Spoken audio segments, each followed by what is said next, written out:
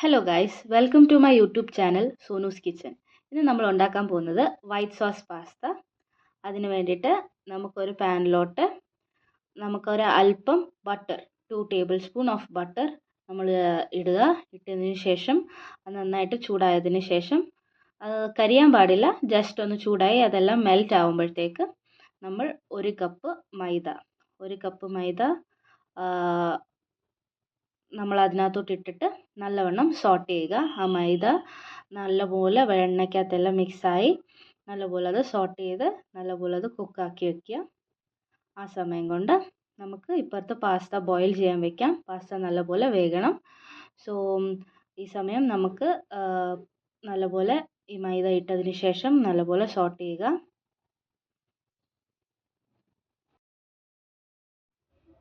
Saute ചെയ്യുമ്പം നമുക്ക് lumps വരും. ലംസ് വരാതെ നോക്കുക. പിന്നെ ഇൻ കേസ് ലംസ് വന്നു കഴിഞ്ഞാൽ നമ്മൾ അടുത്ത സ്റ്റെപ്പിലോട്ട് വരുമ്പോൾ ലംസ് എല്ലാം ക്ലിയർ ചെയ്യാനുള്ള പ്രോസസ്സ് ഞാൻ പറഞ്ഞുതരാം. അത് നല്ലപോലെ സോട്ട് ചെയ്തതിന് ശേഷം ഇതൊരു ക്രീമിഷ് ബ്രൗൺ, ഇല്ലെങ്കിൽ മൊത്തത്തിൽ ബ്രൗൺ ആയി കരിഞ്ഞു പോകരുത്, ഒരു ക്രീം കളർ ആക്കിയിട്ട് ഒരു പരുവത്തിൽ വരുമ്പോഴത്തേക്ക് നമുക്ക് 1 കപ്പ് മിൽക്ക് നമുക്കിതിനകത്തോട്ട് ഒഴിക്കേണ്ടതാണ്. വോം മിൽക്ക്, ചൂടാക്കി തണുപ്പിച്ച വോം മിൽക്ക് അല്പം ഒഴിച്ചതിന് ശേഷം ഇത് നല്ലപോലെ മിക്സ് ചെയ്യുക. അപ്പോൾ ഇച്ചിരി കട്ടിയാണെങ്കിൽ നമുക്ക് 1 കപ്പ് പാലും കൂടെ ഇതിനകത്ത് ആഡ് ചെയ്യാം.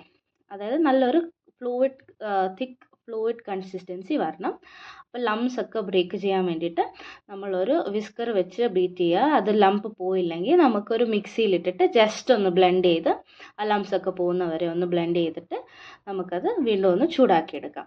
ചൂടാക്കുന്ന സമയത്ത് നല്ലപോലെ മിക്സ് ആയതിനു ശേഷം നമ്മൾ വിസ്ക് ചെയ്ത് നല്ലപോലെ മിക്സ് ആക്കുക. ഇതാണ് നമ്മുടെ വൈറ്റ് സോസ്.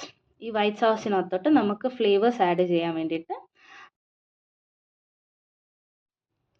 നമുക്കതിനകത്തോട്ട് 1 സ്പൂൺ ഒരിഗാനോ, ചിലർക്ക് ഇഷ്ടമല്ലെങ്കിൽ ഈ ഒരിഗാനോ സ്കിപ്പ് ചെയ്യാം, ബട്ട് ഇതൊരു ഫ്ലേവറാണ്. അത് ഞാൻ ഇവിടെ എടുത്തേക്കുന്നത് സ്പാനിഷ് ഒരിഗാനോ ആണ്.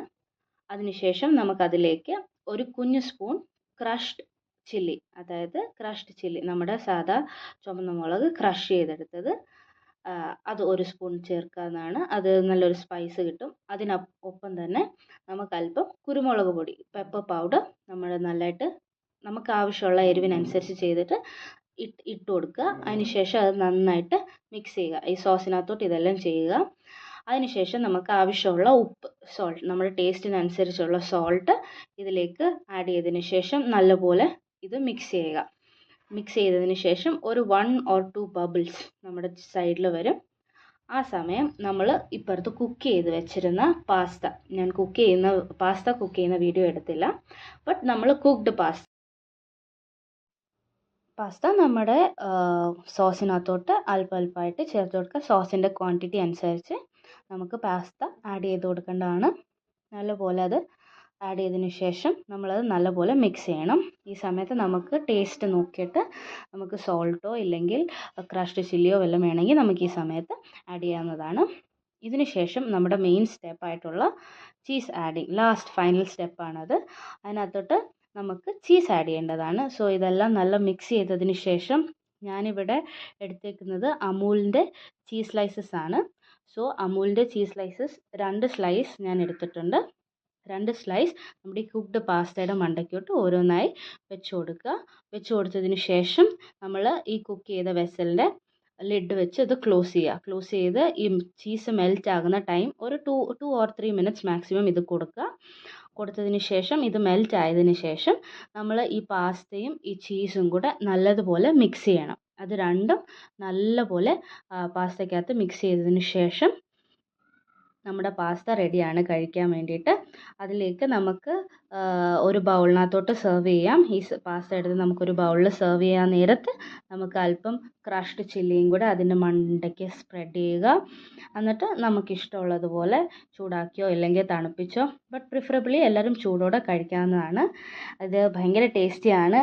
എല്ലാവരും ട്രൈ ചെയ്യുക. Thank you for watching. ഈ വീഡിയോ എല്ലാവർക്കും ഇഷ്ടപ്പെട്ടെങ്കിൽ please do like, share and subscribe. Thank you.